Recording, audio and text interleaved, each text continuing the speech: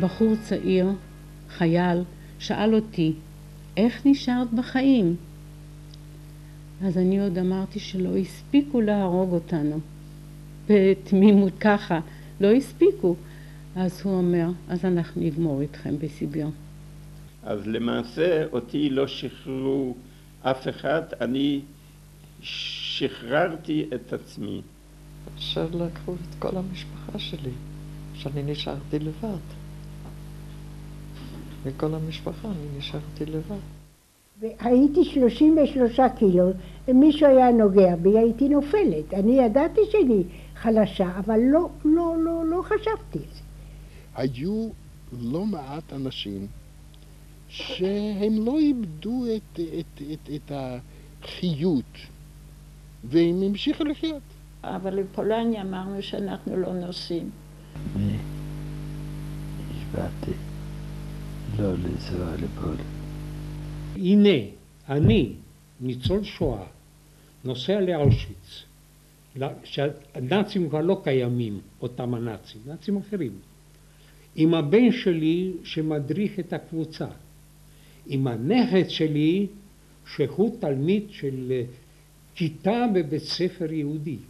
זה פעם היחידה והראשונית שאני התלבטתי, רק לרגע כמובן, אם לנסוע לפולין, לנסוע לאושוויץ, ולהיות מול המציאות הזאת.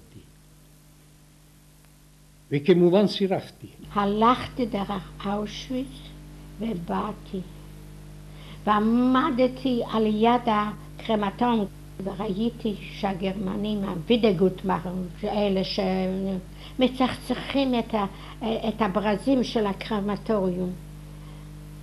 והלכתי מסביב, הכל מצוחצח, הכל נקי.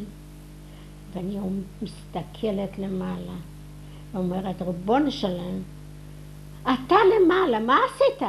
צחקת שפה אנשים צעקו שמע ישראל? היות ואתה אדם לבד, אין לך משפחה, אין לך קרובים, אתה רוצה להיאחז במשהו. איך אני יכולתי בכלל להרגיש אחרת מאשר רצון להיות בין יהודים, להיות בארץ ישראל. כל הזמן דגלתי בקיבוץ, וכל הזמן דרשתי מאנשים קיבוץ, קיבוץ, קיבוץ, אז אמרנו, טוב, אנחנו נלך לקיבוץ. אנחנו בנינו פה עם חבריי, הקמנו יש מאין.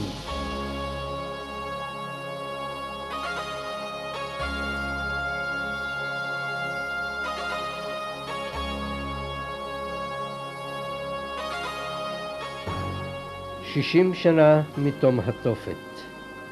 נצר סרני פורחת ומתריסה נגד מחרבי היהודים. אי אפשר לספר 60 שנות חיים של מאבק ויצירה בסרט קצר. ניתן רק לזכור את אלה שלא הספיקו לספר את סיפורם, ולצפות עוד ועוד ביישוב הנהדר. קיבוץ נצר בוכנוולד, נצר סרני.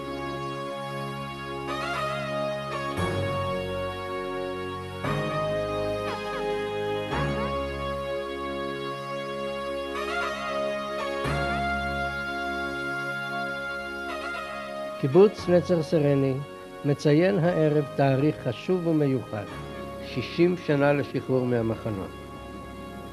איך היה השחרור הזה? מה זוכרים? מה משמעות נותנים לו? איך בכלל נולד מזה היישוב הפורח?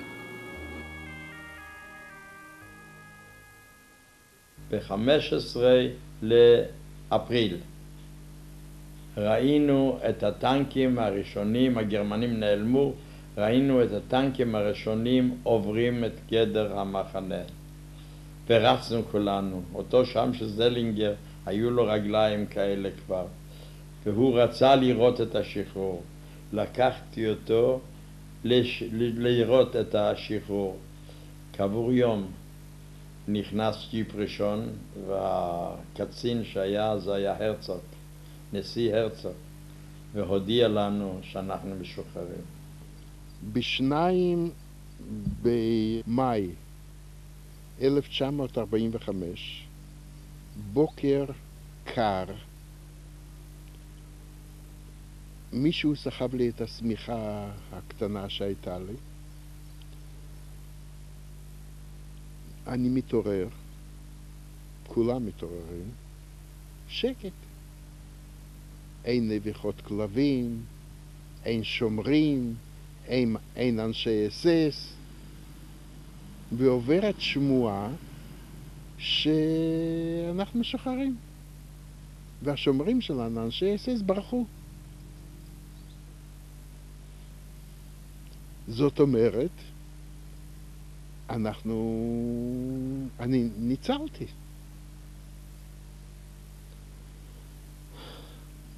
בשמיני הרוסים נכנסו, כבר לא היה מהסס זכר,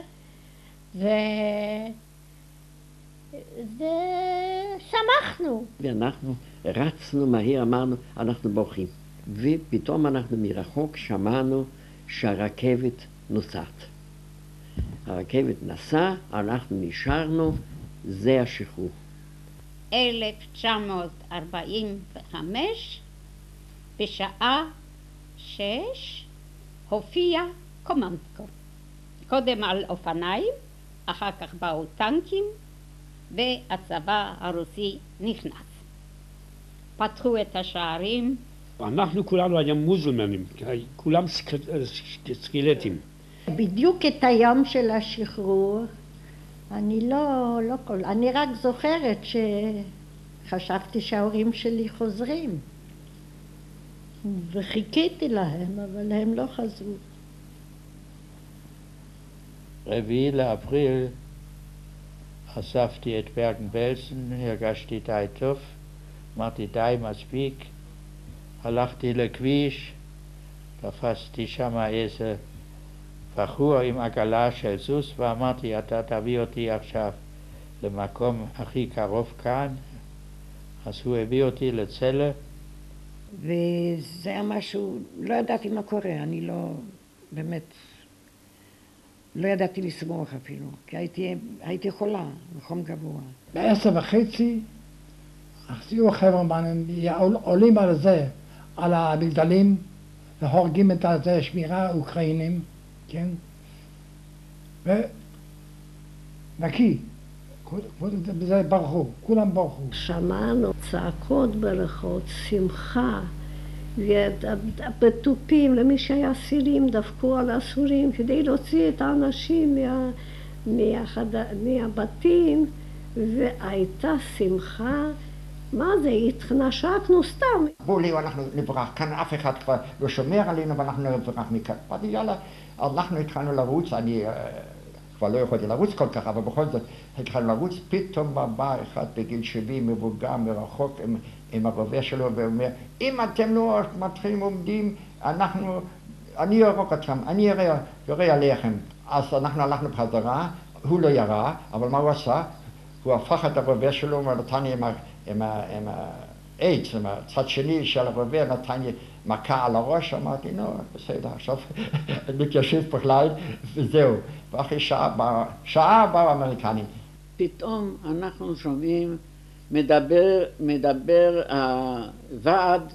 ועד ההצלה של האסירים.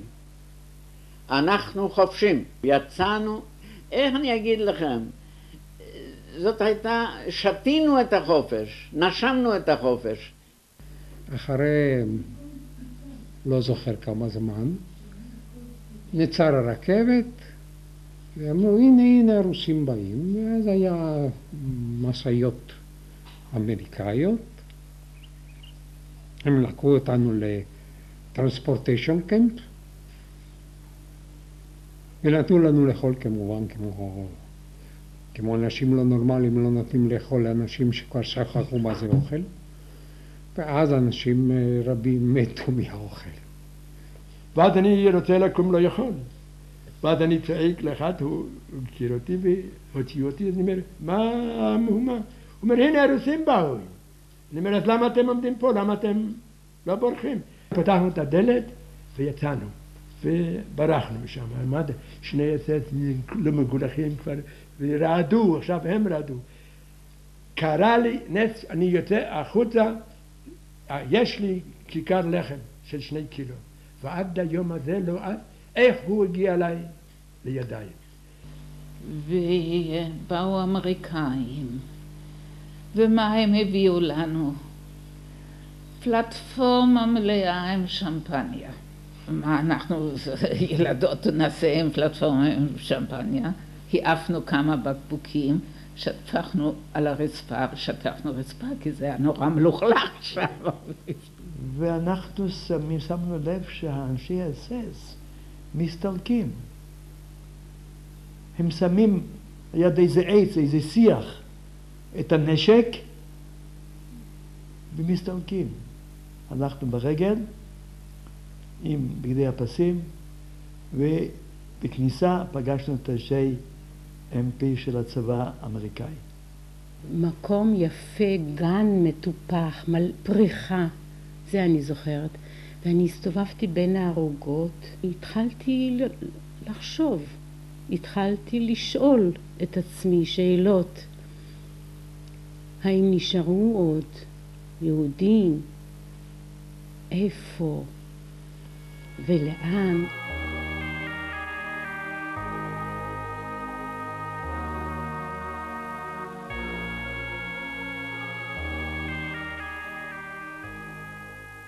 כמה פעמים ניצלתי בגלל שטויות. יכולתי בגלל שטות למות, או בגלל אותה שטות לא מתתי. בגלל זה שאחד שהובלתי להיערות, בא לקראתנו אחד, והוא ראה שהוא מוביל אותי, והבין מיד, אז הוא התעלם ממני ודיבר עם השוטר, ואמר, תראה, יש לי וודקה, והוציא מן זה בקבוק וודקה, ויש לי גם נקניק בצריף. בוא, נעשה חגיגה. אז הוא עומד ואומר, ומה אני אעשה איתו? זאת אומרת, תעזוב אותו. הוא עזב אותי. תראה, אין מזל. היכולת להסתכל ותמיד להחליט, ההחלטה שבסופו של דבר הייתה נכונה. אני עשיתי דברים, כן? שהיום אני אומר ואני צוחק, איזה אידיוט אני הייתי. למה אני, סתם שחקתי עם החיים. למה אני עשיתי את זה? כשעמדנו כבר לצאת למצוות המוות, פתאום בא איזה בחורצ'יק, וקורא בשמה של החברה שלי, של אחותו, והוא מביא 2 זוגות נעליים גבוהות, חזקות. עם הנעליים האלה עוד הגעתי ארצה. ככה כל אחד היה לו איפשהו המזל שלו, איך להישרד. יכול להיות שאני מאמין קצת במזל. אני האמנתי באלוהים. יצאתי מהמחנה, הפסקתי להאמין. הוא אכזב אותי. יש פתגם שאומר, אלוהים עוזר לאלה שעוזרים לעצמם. זה אומר הכל. גם שאומרים שלנו שהיהודים, התורה שאמרה עלינו, זה גם שקר לא קטן.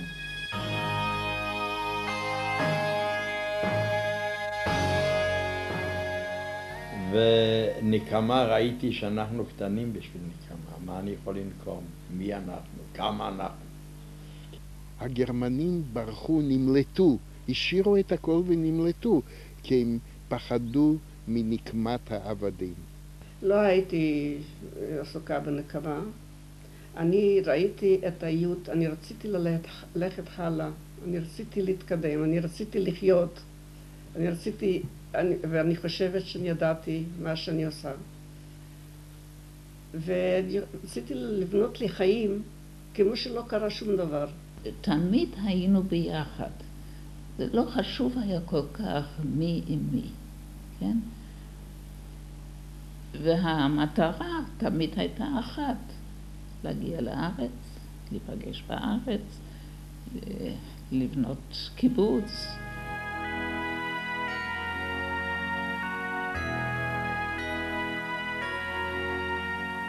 כל פעם ראינו אונייה, פה נוסעים, פה נוסעים, פה נוסעים. ראינו אונייה כמו אמבטיה, שאפשר היה להכניס 200 איש. הכניסו 1,200 עולים. ברור שהאונייה התחילה להפליג, התחילו החבר'ה להקיא, מכיוון שהיה סערות, אז היינו צריכים ללכת להביא את החביות דלק, צד שמאל של אונייה, או צד ימין. כל פעם אמרו לעבור לצד זה ולצד זה, וצדעים זה התכופף פה, והגענו על יד קרטי. היה סערה, והמלאך אמר, אם אנחנו נעבור את האי קרטן, אז נגיע. אם לא, הוא לא אחראי. הגענו לקופי ישראל, הם סחבו אותנו באונייה כזו של קופים עם גדרות, ואנחנו ראינו את הישראלים, הישראלים ראו אותנו, ושרנו התקווה ובכינו משני הכיוונים. ומכיוון שזה היה יום תל חי בדרך, אז קראנו לאונייה תל חי. ישראל לרנה שכב על הבטן עם הראש כלפי הים וכתב על אוניית השם, תל חי. ואחי הנחמד ינקלה עלה על התורן ותלה דגל ישראלי.